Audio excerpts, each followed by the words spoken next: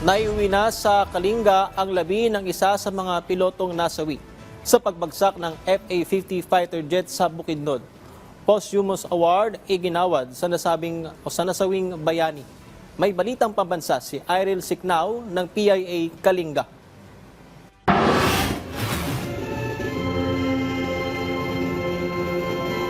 Pinarangalan ng Kalinga si Philippine Air Force Pilot Major Jude Salibad Salangoy na naiuwi na ang mga labi sa Tabuk City nitong Miyerkules. Isa si Salangoy sa dalawang pilotong nasawi matapos bumagsak ang kanilang sinasakyan na FA-50 fighter jet sa Mount Kalatungan sa Bukidnon noong March 4. Nag-alay din ng necrological service ang pamahalaang panlalawigan sa provincial capital kung saan siya ginawaran ng posthumous award dahil sa kanyang ipinamalas na katapangan, kabayanihan at pagkamakabayan matapos mag-alay ng buhay para sa bayan. Ang pagkilala ay tinanggap ng kanyang ina, asawa at kapatid. Everybody kitagtao ngayon na touch niya. And so that was a comfort for me.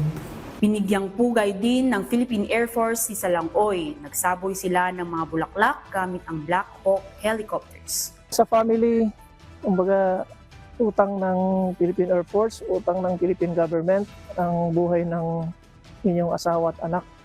So with that, kumbaga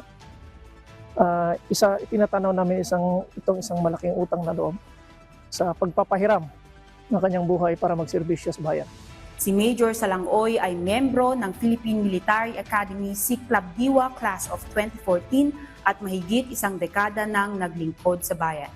Mula sa PIA Kalinga, Irel Siknao, Balitang Pambansa.